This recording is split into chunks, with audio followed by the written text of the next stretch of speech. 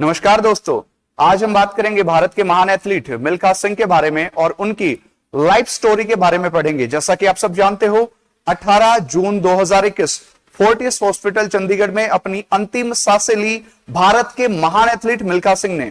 मिल्खा सिंह जिनके कोर्स के कारण ही वो बहुत फेमस माने जाते हैं, जिसमें उन्होंने कहा था, आज अपने सपने के पीछे भाग लो, कल दुनिया तुम्हारे पीछे भागेगी। श्रद्धांजलि अर्पित करते हैं भारत के महान एथलीट मिल्खा सिंह को। मिल्खा सिंह जिनका जन्म गोविंदपुर पंजाब प्रांत, ब्रिटिश भारत के पंजाब प्रांत में गोविंदपुर में हुआ था। जन्म 20 नवंबर 1929 को हुआ।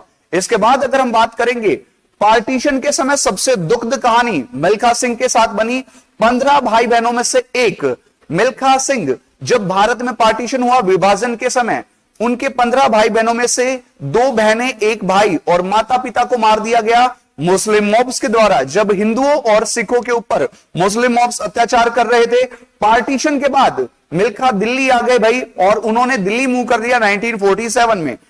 इस दौरान ही मिल्खा सिंह बहुत सारे दिनों तक अपनी बहन ईश्वर के पास रहे, और ईश्वर के पास रहते समय ही एक बार उन्हें तिहाड़ जेल में भी जाना पड़ा, जब वो ट्रेन के अंदर बिना टिकट यात्रा करते समय पकड़े गए और उन्हें तिहाड़ जेल जाना पड़ा। उनकी बहन ईश्वर सिंह ने ही उनको रिलीज करवाया अपने कुछ गहने बेचकर।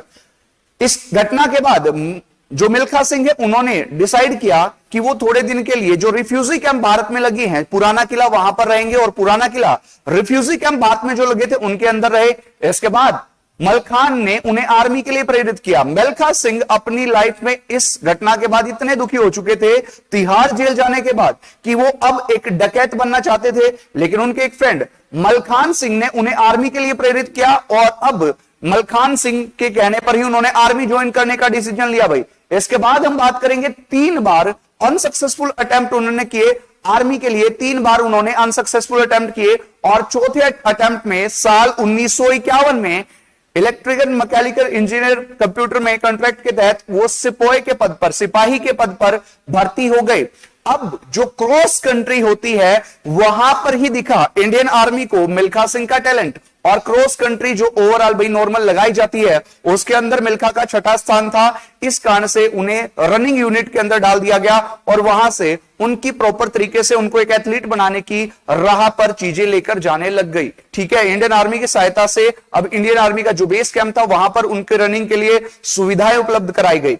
इसके बाद Milkha Singh junior commission officer भी बने भाई, जूनियर कमीशन ऑफिसर भी बने, सिपाही के पद से जूनियर कमीशन ऑफिसर बने। और ये कब बने? 1958 के एशियन गेम्स, 1958 के टोक्यो ओलंपिक गेम्स में 2 गोल्ड जीतने के बाद उनको यह पदक मिला। ठीक है, उनको यह पद मिला 2 पदक जीतने के बाद। इंटरनेशनल करियर की शुरुआत साल 1956 में हुई, जब ऑस्ट्रेलिया के मेलबर्न ओलंपिक गेम्स में वो आपके हीट राउंड से ही बाहर हो गए। हीट राउंड से बाहर होने की सबसे मुख्य वजह क्या थी? क्योंकि वो अनुभवहीन थे। अनुभवहीन थे होने के कारण वो बिल्कुल पहले दौर में बाहर हो गए भाई। इसके बाद मिल्खा ने मेलबर्न ओलंपिक में ही मीटिंग की 400 मीटर के चैंपियन, जिनका नाम था चार्ल्स जेंकिंस। और चार्ल्स जेंकिंस से मुलाकात के बाद ही उनकी लाइफ बिल्कुल तब्दील हो गई, और उन्होंने मेहनत करने का नजरिया और 400 मीटर रनिंग के दौरान उनके जो प्रोस्पेक्टस थे उनको बिल्कुल चेंज करके रख दिया। 1958 भारत को कार्डिफ राष्ट्रमंडल खेलों में, कार्डिफ कॉमनवेल्थ गेम में, ब्रिटिश कॉमनवेल्थ गेम में रिप्रेजेंट किया और 400 मीटर में गोल्ड जीता। इसके बाद 1958 में ही मिल्खा ने अपने लाइफ में भाई पीक गेम दिखाते हुए एशियन गेम्स जो आपके टोक्यो में हो रहे थे, जापान की राजधानी टोक्यो में, 200 मीटर और 400 मीटर में गोल्ड मेडल हासिल किया। इसके बाद की अगर हम बात करेंगे, तो उनके जीवन का सबसे स्वर्णिम पल जब भी आया, जब उन्होंने एशियाई खेल जो जकार्ता इंडोनेशिया में हुए 1962 में, 400 मीटर में गोल्ड मेडल भी और 4x400 में भी दोनों में गोल्ड मेडल हासिल किया। अपनी लाइफ के दौरान, इन पलों के दौरान उन्होंने भारत में नेशनल गेम्स जो राष्ट्रीय खेल थे उनमें भी गोल्ड मेडल जीते भाई। 200 मीटर और 400 मीटर में 1958 कटक, उड़ीसा के कटक में हुए नेशनल गेम्स में 2 मेडल जीते।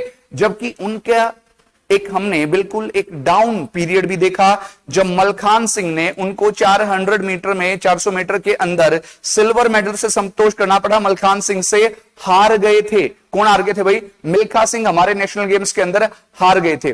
सबसे जीवन के अंदर उन्होंने लगभग कहा जाता है 80 रेशे की, जिसमें से 77 में जीत हासिल की भाई, और इनके नाम 77 रेसेस के अंदर जीत का रिकॉर्ड है। अपनी लाइफ में मिलकर दो ही चीजों को बहुत हद तक फील करते रहे या आप अनुभव किया भाई उन्होंने, दो चीजों से वो बहुत ज्यादा निराश और दुखी रहे। एक तो थी उनके माता पिता और भाई बहनों की हत्या भाई, जो पार्टीशन के दौरान हुई। पार्टीशन का उनके दिमाग पर बहुत गहरा प्रभाव पड़ा। और जो दूसरी घटना थी वो कौन सी थी भाई? दूसरी घटना थी रोम ओलंपिक में वर्ल्ड रिकॉर्ड बनाने के बाद चौथे स्थान पर रहना, यानी रोम ओलंपिक जो 1960 में हुए थे, वहां पर एथलेटिक्स में उनके हाथ से छिटका हुआ वो मेडल उनके जीवन में उनको जीवन भर दर्द देता रहा। वो अपने स्टाइल के कारण एक सिख, देखो सिख कम्युनिटी को 1960 ओलंपिक तक को बहुत ज्यादा लोग नहीं जानते थे, इस दौरान बहुत ज्यादा पॉपुलर हुए भाई। कौन पॉपुलर हुए? मिल्खा सिंह इस दौरान बहुत ज्यादा पॉपुलर हो गए थे। उनकी पॉपुलैरिटी का कारण उनकी लंबे लंबे बाल और उनकी बड़ी हुई दाढ़ी इस उनकी पॉपुलैरिटी का कारण था। और अपने एथलेटिक्स में बहुत बड़ा लोहा मनवाने जा रहे थे 400 मीटर में, लेकिन पीछे मुड़कर देखना एक छोटी सी गलती की वजह से मिल्खा सिंह को चौथे स्थान से संतोष करना पड़ा, और उसी का मलाल उन्हें अपना पूरे के पूरे जीवन भर रहा। और एथलेटिक्स में उनका एक सपना भी था कि उनके जीवित रहते भारत में कोई ना कोई व्यक्ति ओलंपिक में जो मेडल उन्होंने गवा दिया भाई, उसको वो वापस ला पाए। ठीक है, अब 1960 की वो रेस जिसके लिए उनको फ्लाइंग सिख का टाइटल दिया गया, 1960 में पाकिस्तान के अंदर एक चैंपियनशिप हुई जहां पर पाकिस्तान के द्वारा उनको इनवाइट किया गया, लेकिन पाकिस्तान के द्वारा इनवाइट किए जाने के बावजूद मिल्खा सिंह वहां पर नहीं जाना चाहते थे। इसका कारण क्या था भाई? क्योंकि पार्टीशन से जुड़ी उनकी यादें उनको बार बार खाई जा रही थी। लेकिन भारतीय प्रधानमंत्री जवाहरलाल नेहरू ने उन्हें अब्दुल खादिर, जो कि पाकिस्तान के एक रेसर थे जिनको भाई एशिया का तूफान कहा जाता था, उनके खिलाफ रेस के लिए प्रेरित किया।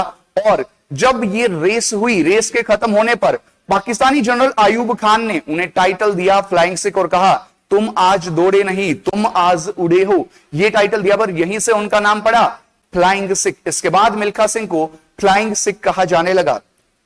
मिल्खा सिंह के नाम से 1960 रोम ओलंपिक का एक स्टैचू, वैक्स स्टैचू, मोम का स्टैचू भी बनाया गया है, जिसको लंदन में मैडम तुषादे के मूर्तिकारों के द्वारा बनाया गया था। मैडम तुषादे के मूर्तिकारों के द्वारा बनाने के बाद इसका चंडीगढ़ में अनावरण किया गया था और इसको अब दिल्ली के मैडम तुषादे संग्रहालय में रखा गया है। जवाहरलाल नेहरू स्टेडियम में भी इसकी एक बार एक प्रस्तुति दिखाई गई थी भाई। ठीक है, 1960 ओलंपिक। इनकी लाइफ पार्टनर की बात करें तो उनकी लाइफ पार्टनर कौन थी? पत्नी निर्मल कौर। और निर्मल कौर कोई सामान्य महिला नहीं थी, वो भी भाई भारत में 1955 में उनसे मुलाकात होती है उनकी सिलोन आपकी कोरिया के अंदर है, साउथ कोरिया के अंदर, और 1962 में शादी कर लेते हैं। कौन थी ये? वॉलीबॉल टीम की कैप्टन निर्मल कौर, जिनका 4 दिन पहले ही इनके ध्यान से 4 दिन पहले इनका देहांत हो गया था मिल्खा सिंह के ध्यान से। ठीक है, ये भी आपने पॉइंट याद रखना है। इनके 3 पुत्री और 1 पुत्र है भाई, जिसमें से इसके बेटे भारत के एक महान गोल्फर हैं जिनका नाम है जीव मिल्खा सिंह। क्या नाम है? जीव मिल्खा सिंह। बहुत ही महान गोल्फर है। उपलब्धि क्या रही? अपनी गेम से रिटायरमेंट के बाद पंजाब मिनिस्ट्री ऑफ एजुकेशन के अंदर डायरेक्टर ऑफ स्पोर्ट्स रहे पटियाला में बहुत सालों तक, जहां से 1998 में रिटायरमेंट हो गए। भारत का चौथा सबसे बड़ा पुरस्कार पद्मश्री मिला इनको कब मिला? 1959 में एशियाई और कॉमनवेल्थ गेम्स में बेहतरीन प्रदर्शन के नाम पे। सिंह की आत्मकथा the race of my life 2013 में प्रदर्शित हुई, जिसे इनकी बेटी सोनिया के द्वारा भी बहुत सारा सपोर्ट किया गया था। ओम प्रकाश मेहरा, राकेश ओम प्रकाश मेहरा ने मूवी की भाई, मूवी का नाम था भाग मिल्खा भाग, जिसके लिए इनकी लाइफ स्टोरी पे बनी मूवी है भाई, जिसके अंदर फरहान अख्तर ने काम किया और उन्होंने जो अपने इस मूवी के राइट्स थे सिर्फ 1 रुपए में बेचे, लेकिन जो प्रॉफिट का शेयर था, क्योंकि मूवी ने 100 करोड़ से ज्यादा की कमाई की थी और ये मूवी 5 से ज्यादा नेशनल अवार्ड भी जीते थे भाई इस मूवी ने। जो मिल्खा सिंह नेशनल ट्रस्ट था जिसकी स्थापना 2003 में की गई थी गरीब व जरूरतमंद एथलीटों की मदद के लिए, उसके अंदर इसका शेयर जरूर आया था। अब हाल ही में फोर्टिस हॉस्पिटल में मोहाली में 18 जून 2021 को 11:30 बजे रात को इनकी डेथ हो गई, जिससे ऑफिशियली जीव मिल्खा सिंह जो गोल्फर हैं भारत के, उन्होंने इस बात को क्लैरिफाई किया है। तो भारत की इस महान एथलीट को हम श्रद्धांजलि देते हैं, सल्यूट करते हैं। जय हिंद, जय भारत,